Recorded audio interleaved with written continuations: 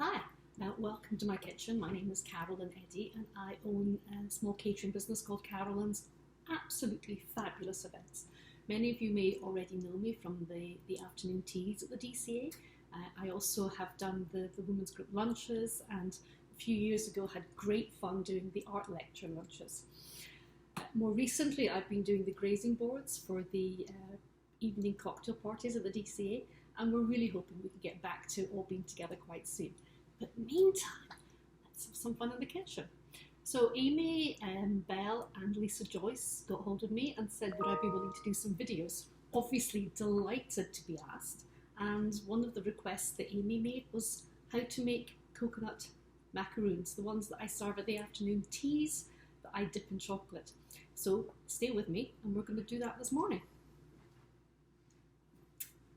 So before we get started, let's get everything set up and organised. To bake the macaroons, we need two cookie sheets lined with parchment paper. You need to preheat your oven to about 325 degrees Fahrenheit, which is 160 centigrade, and just gather your ingredients. Now, what you want is a pack of the coconut. It's the sweetened coconut, and I do have instructions on my website. If you are somewhere where you can only get the unsweetened, there is a way to reconstitute it. But luckily I managed to pick this up in Stop and Shop. And it is the perfect amount. It's 14 ounces, but it's exactly what you need for this recipe. The other thing you need is one of my favourites, a tin of condensed milk. A little bit of vanilla, and then 2 egg whites. Now I make a lot of things that use egg yolk, so this is actually a great recipe to use up the egg whites.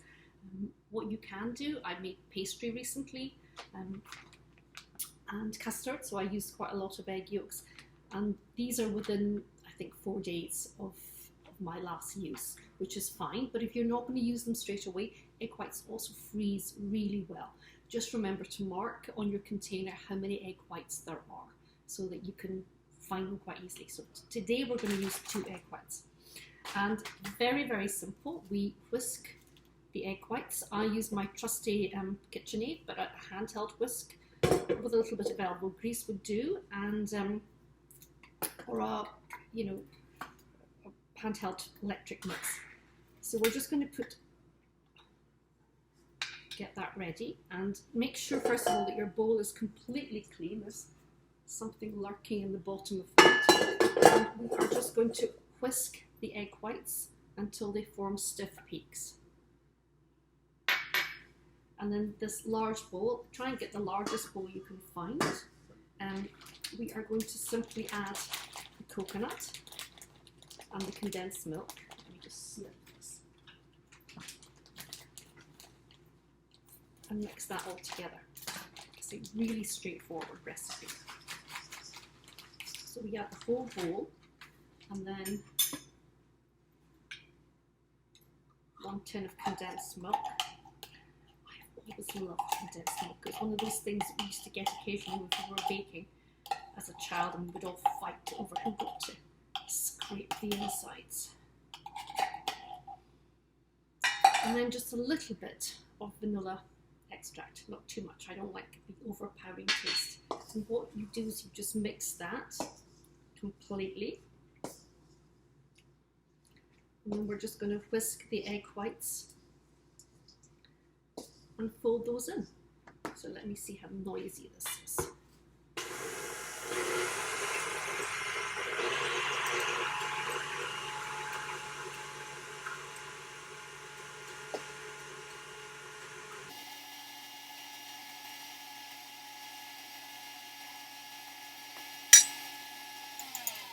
It's going to take a few minutes. Let me just show you first of all what this bowl looks like, and I'm going to whisk this off screen and come back to you. So the mixer has done its work and made a nice meringue for us. And we are just going to add this to the bowl, and then gently fold it in. What you're trying to do is make sure that you retain all the air, because that is what gives these coconut macaroons their lightness. So we just, in fact, I'm going to use a bigger spoon.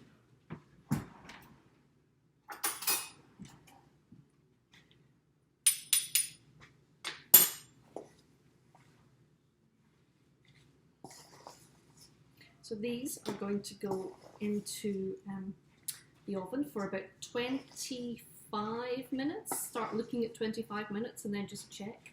What you're looking for is for the tops to start turning a nice sort of brown and for the bases to be quite set underneath.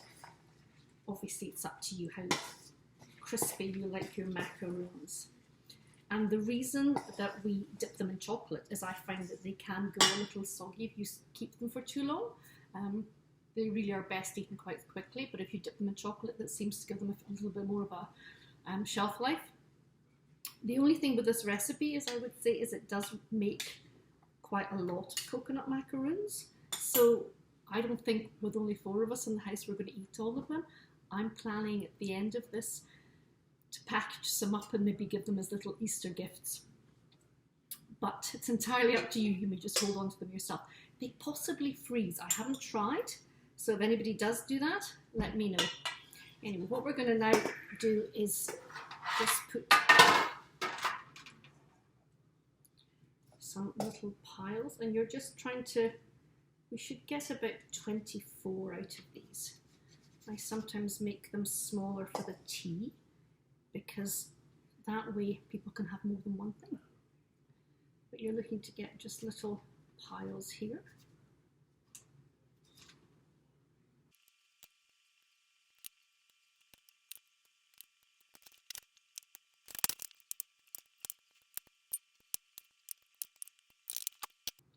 So I've done 2 trays. I decided to make the second tray slightly smaller, so I would get more of them.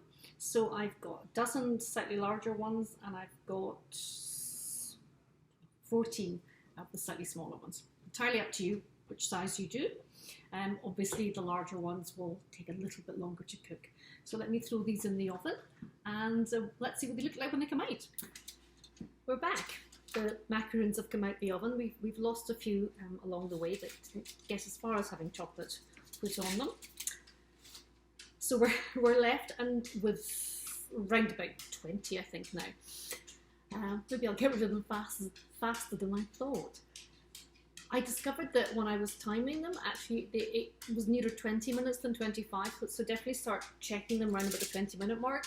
As you can see, I've managed to get them nice on top, and then they're just a pale sort of golden colour on the bottom, which is quite nice because it kind of seals in the moisture. But we're also going to dip them in dark chocolate.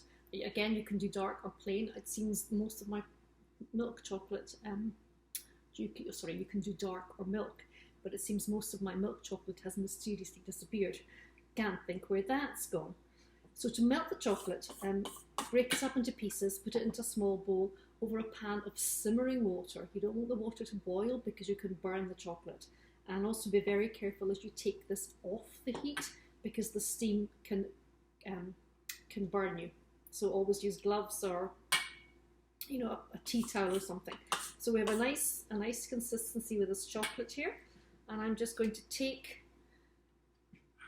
macaroon and dip it like this.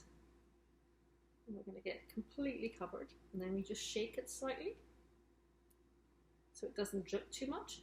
Not the end of the world if it does. And then lay it on its side like that, so it gets a chance to dry. So just keep going with all of these until they're completely done. And then what I do is find space for them in the fridge somewhere. The chocolate is better refrigerated. It doesn't have to be, but chocolate, if you don't temper it properly, and that's a fiendishly complicated operation, which I don't tend to get involved with. But if you don't temper it properly, sometimes it can develop a bloom if you leave it out for a few days. So these will keep very nicely in the fridge in a sealed container once they're all dry, and be a perfect treat to enjoy in these days at home. I'm just going to keep going with this. And if I remember, I'm going to show you how they look like at the very end. Okay, anyway, that wasn't too hard, was it?